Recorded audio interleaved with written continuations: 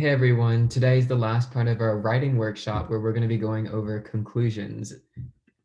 So the structure of a conclusion, there's really three main portions. The first sentence should be a summary, the next sentence should be a wrap up, and you should end with a future directions or rhetorical cliff type sentence. So to start with the summary is exactly what it sounds like. It's a one sentence summation of all the main arguments that you presented in your bodies. So the summary for my coal plant speech is that in conclusion, the retirement of coal plants is a crucial first step in curbing air pollution and helping its consequences in fighting for environmental justice.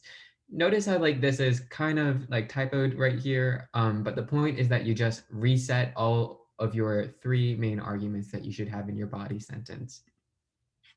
Next is the wrap up sentence. And you're just going to wrap up your speech by refer back to the introduction, as in you kind of want to just like tie a nice bow on top of it. And so I put an introduction for my cool speech and the wrap up in the conclusion. And so the introduction here is really talking about the Texas power grids going out.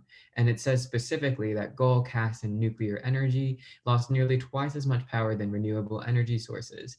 And so what I want to do in the conclusion is go back to that theme and be like, recent and increasingly frequent blackouts due to extreme weather conditions across America highlight the devastation of pollution on our environment and subsequently our welfare. And so that's highlighting the fact how like we have to do this, it's urgent, and it's just wrapping up my speech. And the last thing that you should end off with is either a future directions or a rhetorical cliff. A future directions is like, what do you do next after your plan? And a rhetorical cliff is really just a rhetorical structure that either emphasizes the themes or the main points that are presented in your speech.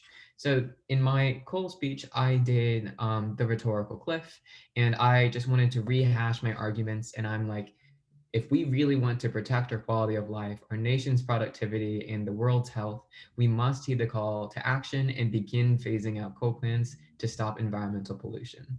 And so it's a nice structure here, or a rhetorical structure to conclude the speech nicely in a way that sounds good. And so here's another shorter example. This doesn't have all the components, but when you're pressed on time, you can shorten down your conclusion. And this was on the mandate vaccine topic. Well, the introduction is here. So while vaccines are crucial for public health, specifics matter.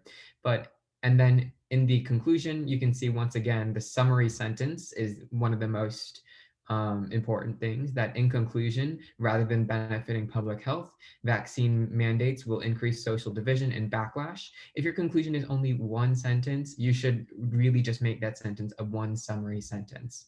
And then my next sentence here is a future directions sentence where I said, instead of mandating vaccines, we should pursue suitable alternatives which remedy for the lack of trust, correct for misconceptions, and improve the access and affordability of the vaccine. And so that's saying instead, what we should do is look towards better future directions and better alternatives. That's about it for conclusions. I hope that was relatively straightforward and easy to follow. Good luck.